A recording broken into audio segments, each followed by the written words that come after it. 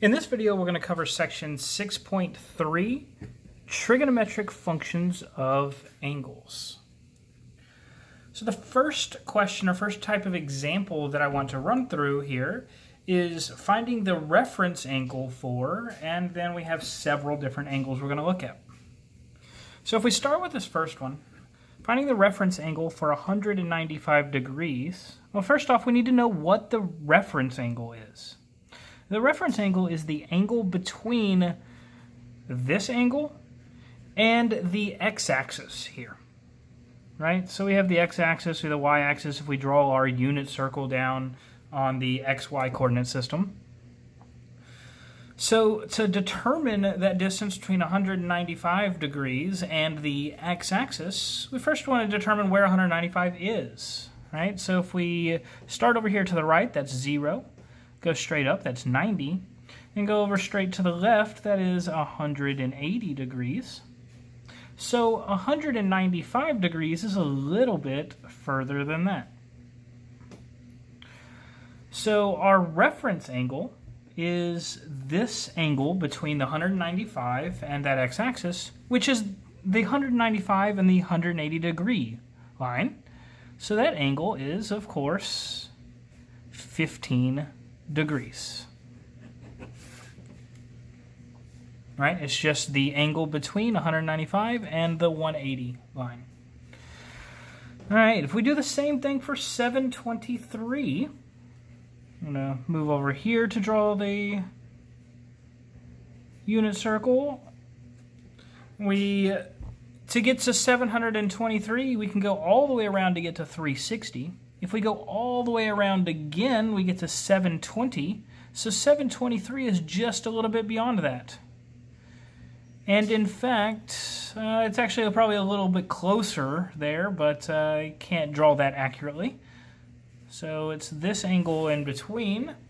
And of course, that is 723 degrees minus 720 degrees. Right, we're just subtracting here to find that angle between.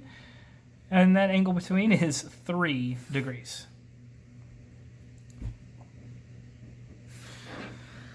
And we got one more here. We got 11 pi over 9. Negative 11 pi over 9, excuse me. If we go in the negative direction around our unit circle, that is going clockwise. So we have negative pi over 2 and negative pi right here. Then we keep going a little bit further to get to negative 11/9 pi. So this distance here is negative pi minus negative 11 pi over 9. Of course, we have a subtracting a negative, so that means we're going to add. We take negative pi, which is negative 9 pi over 9. And we're going to add 11 pi over 9, and we end up with 2 pi over 9. So our angle between is 2 pi over 9. We're always going to get a positive value for this. So you want to take the higher minus the lower each time. And in this case, or sorry, in all of these cases as well, the value is going to end up being between 0 and 90 degrees, or in the case of radians, or in terms of radians, that is between 0 and pi over 2. And we notice that that was the case for every single one of these examples. But that will be true all of the time. The final answer for a reference angle will always be between 0 and 90 degrees. Okay. So I'm going to move on to example 2 now. We're going to have 3 examples total in this video, but example 2 here has 2 parts, and that is to find the exact value of the trigonometric function sine of negative 210. To do this, we want to use the information we just learned about reference angles. So the first thing I want to do is find the reference angle for negative 210 degrees. For finding the reference angle for negative 210 degrees. So we move to negative 180 here, and then negative 210 is around here. Again, we find that reference angle which is 30 degrees. So this is 30 degrees between here. And then we want to know sine of negative 210. The reason we found the reference angle is because the values of sine and cosine are going to be essentially the same. Maybe one's positive and one is negative, or vice versa, but it's essentially the same here, right? So if this is 30 degrees and this is 30 degrees, these values of the sine and cosine, which are essentially the x distance and the y distance, are the same for both of these triangles here. Except, of course, for the x value, it would be negative over here and positive on this side, but the y value is the same. And in fact, sine is essentially the y value here on this unit circle. So sine of negative 210 degrees is the same as the positive sine of 30 degrees. And the positive sine of 30 degrees is 1/2. So sine of negative 210 degrees is 1/2. Going to do something similar with tangent of negative pi over 3.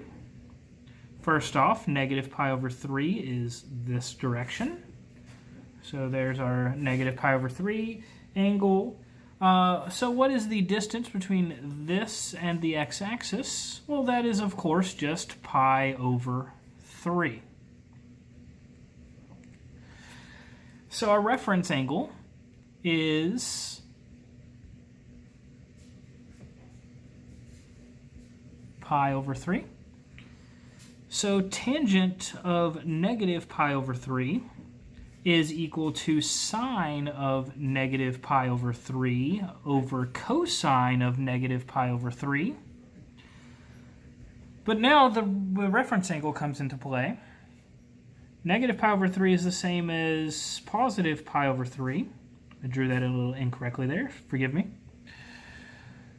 So negative sine of pi over 3, or sorry, sine of negative pi over 3, the sine is the opposite here, right? The sine value is the y value, so it goes negative for negative pi over 3. So it's negative of sine of positive pi over 3, right? This y value here is negative of the y value here.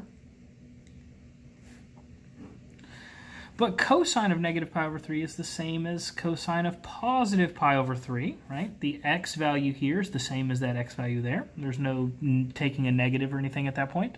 This is the same distance on both of these triangles. So, in fact, this is negative, and then sine of pi over 3 is square root of 3 over 2. And cosine of pi over 3 is 1/2. So we get negative root 3 over 2 divided by 1 over 2. And that is, of course, negative the square root of 3. So we were able to determine what tangent of negative pi over 3 was by breaking it up like this. Okay. That's our first two examples. Actually, I have one more example from this section that we want to cover. And that is to find the values of the trigonometric functions of theta when cosine of theta is 9/16 and tangent of theta is less than 0. Well, we'll want to draw out the unit circle again. Tangent of theta is less than 0 means we're either in quadrant 2 or quadrant 4. But specifically, the cosine of theta is positive, right? It's 9/16. So that means our x value is positive. So really, we know we are in quadrant 4 here. So our angle is in quadrant 4. Well, in quadrant 4, our cosine of theta is positive. Our sine of theta is negative, and our tangent of theta is negative. And what are we trying to do? We're trying to find the values of the trigonometric functions. So we have 5 other trigonometric functions besides cosine that we need to find. I can draw out a triangle here. And what we know is that we have theta, And cosine of theta is 9/16. Well, cosine says that the adjacent side is 9. The hypotenuse is 16. We can use Pythagorean Theorem to find out what this side is, b.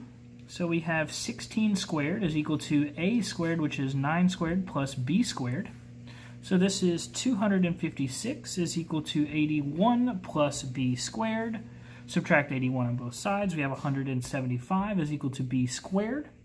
So b is equal to the square root of 175, which is the same as the square root of 25 times 7, which is 5 square roots of 7. So we know that this is equal to 5 square roots of 7. And here we have sine of theta is equal to, all right, well, what was the sine value? The sine value for this theta is negative, because we're in quadrant 4. We determined that again from the fact that tangent of theta is less than 0, and cosine was 9/16. It was positive. So we knew we're in quadrant 4. Sine is negative there. So sine is opposite over hypotenuse, but it's negative, so this is negative 5 square roots of 7 over 16. Tangent of theta is equal to negative 5 root 7 over 9. Again, tangent was less than 0, so we know that it is negative, and it is the opposite over the adjacent, which we got here, right? There's our theta, opposite over adjacent. Secant, to finish this out, we got secant of theta. Well, secant of theta is 1 over cosine. We know what cosine was up here. That was 9/16. So secant is 16/9. Cosecant of theta is 1 over sine. So that was negative 5 root 7 over 16. So this is negative 16 over 5 root 7. And then the last one is cotangent of theta. Well, tangent of theta was negative 5 root 7 over 9, so this is negative 9 over 5 root 7. All right.